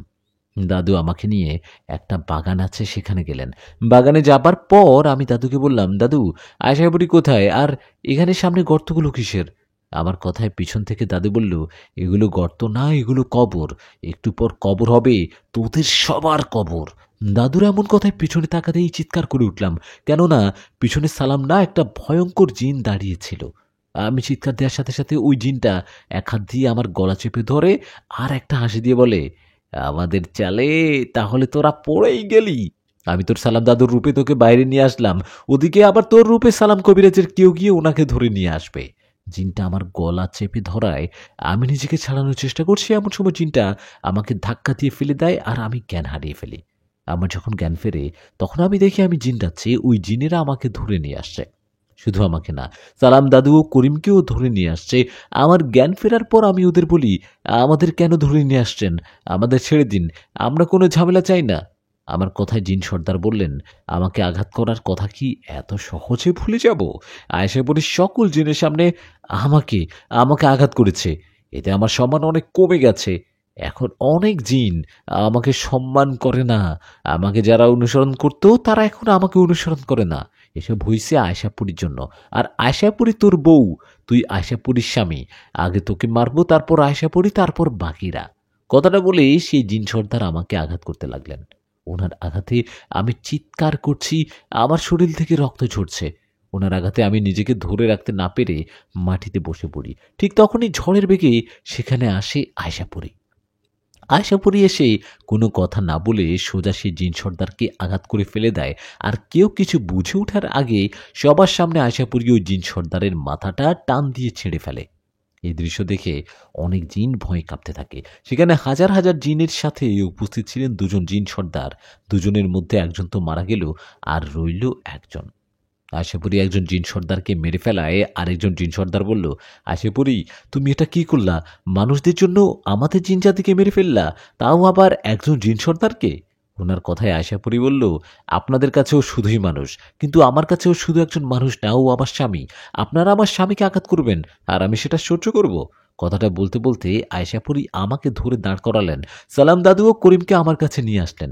সবাইকে একসাথ করে আয়শাপুরী বললেন, একজনকে মেরেছি, আমি আর কাউকে মারতে চাই না, এদেরকে ছেড়ে দিন আর আমাদের পিছনে লাগা বন্ধ করুন।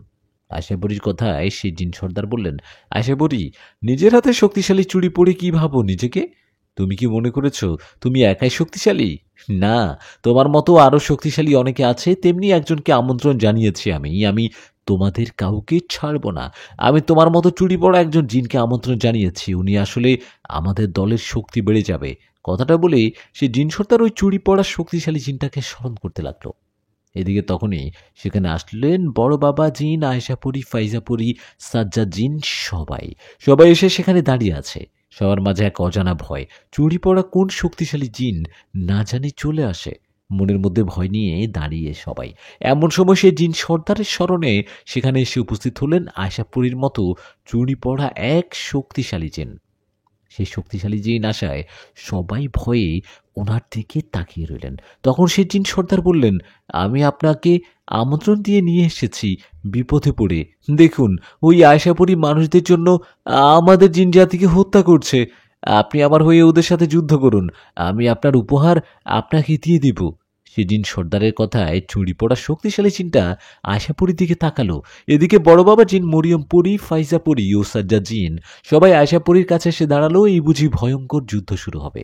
তখন সেই চুরি পড়া শক্তিশালী জিনটা আস্তে আস্তে আয়শাপুরীর দিকে এগিয়ে আসতে লাগলো। এভাবে আস্তে আস্তে সেই জিন আয়শাপুরীর কাছে এসে বলল, কি ভাবছো আমি তোমার সাথে যুদ্ধ করব? আমি এখানে যুদ্ধ করতে আসছি না, আমি এখানে যুদ্ধ করতে আসিনি। আয়শাপুরী, আমি তোমাকে চিনি, হয়তো তুমি আমাকে চেনো না। তোমার বাবা আমার ভালো বন্ধু ছিলেন। আজ আমার জায়গা ওই জিন সর্দার যদি অন্য কাউকে আমন্ত্রণ দিয়ে নিয়ে আসতো, তাহলে এখন যুদ্ধ লেগে যেত। তোমার মা বাবা বেঁচে নেই, রাজা বরেন্দ্র ওদের মেরে ফেলছে, এই খবরটাও আমি জানি। তুমি মা বাবা হারিয়েছ, তাই একটু সাবধানে থেকো। জীবনে এমন কিছু করো না যাতে তোমার শত্রুতা বাড়ে। আমি এখান থেকে চলে যাচ্ছি। যাবার আগে আরেকটা কথা বলে যাচ্ছি, আমার হাতেও তোমার হাতে যে চুড়িটা পড়া আছে, এটার শক্তি অনেক। আমাদের জিনদের মধ্যে কয়েকজনের কাছে চুড়িটা আছে, এটা সম্মান অনেক। তাই নিজেকে কখনো বড় মনে করবা না। এই চুড়ি আছে বলে অহংকার করবে না। ভালো থেকো। কথাটা বলে চলে গেলেন সেই জিন। উনি চলে যাবার পর জিন সর্দার অবাক হয়ে তাকিয়ে রইলেন। কি হলো এটা? উনি সেই জিনটাকে আমন্ত্রণ দিয়ে নিয়ে আসলেন আয়শাপুরীর সাথে যুদ্ধ করবে বলে। সেই জিনটাই আয়শাপুরীর বাবার বন্ধু। উনি আয়শাপুরীর সাথে যুদ্ধ না করে চলে গেল। জিনটা চলে যাওয়ায় বড় বাবা জিন, মরিয়মপুরী, সাজ্জাদ জিন সবাই ঝাঁপিয়ে পড়ল ওই জিন সর্দারের জিনদের উপর। এইদিকে আয়শাপুরী গিয়ে আঘাত করতে লাগলো জিন সর্দারকে। এরকম যুদ্ধে সেখানে আসা জিনেরা পালাতে লাগলো। তখন উপায় না পেয়ে জীবনের মায়ায় সে জিন সর্দার আয়শাপুরীর কাছে অনুরোধ করতে লাগলো। সে জিন সর্দার বললেন, আয়শাপুরী, আমাকে এবারের মতো মাফ করে দাও। আমি তোমার কাছে ক্ষমা চাচ্ছি। আর জীবনে আর জীবনে আমি তোমার সামনে আসবো না, কারো কোনো ক্ষতি করব না। যদি কখনো আসি সেদিন মেরে ফেলো আমাকে। সে জিন সর্দারের কথায় আশাপুরীর মনে মায়া হলো, আর আশাপুরী ওনাকে ছেড়ে দিলেন। ওনাকে ছেড়ে দেয় চলে গেলেন উনি। জিন সর্দার চলে যাওয়ায় শেষ হলো এই যুদ্ধ। যুদ্ধে জয়লাভ করার পর বড় বাবা জিন আমাদের কাছে বিদায় নিয়ে চলে গেলেন। উনি চলে যাবার পর সাজ্জাদ জিন ও ফাইজাপুরী ওরাও চলে গেলেন। ওরা চলে যাবার পর মরিয়মপুরী এসে আয়শাপুরীকে জড়িয়ে ধরে বললেন, বারবার আমাদের উপকার করে যাচ্ছ, তোমার এই উপকার আমিও করিম কখনো ভুলব না। কথাটা বলে মরিয়মপুরী ও করিম চলে গেলেন। ওরা যাবার পর আমি, সালাম দাদু ও আয়শাপুরী চলে আসলাম আমাদের গ্রামে। গ্রামে আসার পর সালাম দাদু বললেন, নিশাদ, তুই তাহলে বাড়িতে যা, আমি বাড়ি যাচ্ছি, কোনো দরকার হলে আমার বাড়িতে আছিস। কথাটা বলে দাদু চলে গেলেন বাড়িতে। সব ঝামেলা তো শেষ হলো, এখন আমার ঝামেলা শেষ হয়নি। আমি গতরাতে বাড়ি থেকে হারিয়েছি। মা বাবা নিশ্চয়ই আমার জন্য চিন্তা করছে। আজকে আবার মেয়ে পক্ষ থেকে আমাদের বাড়িতে আসার কথা, হয়তো এতক্ষণে এসে চলে গেছে। বাড়িতে গেলে জানি না কি হবে, তবে আজকে আমাকে একটা বড় খেলা খেলতে হবে। আজকের পর থেকে শুরু হবে আমারও আয়শাপুরীর জীবনে এক অভিনয়ের অধ্যায়। কিসের অভিনয়ের কথা বলছি একটু পরেই বুঝতে পারবেন। সালাম দাদু বাড়িতে যাবার কিছুক্ষণ পর আমি বাড়িতে যাই। আমি বাড়িতে গিয়ে মাকে ডাকতে থাকি। আমার ডাকে মা দরজা খুলে হা হয়ে আমার দিকে তাকিয়ে থাকে, কারণ আমার পাশে ছিল আমার বউ আয়শাপুরী।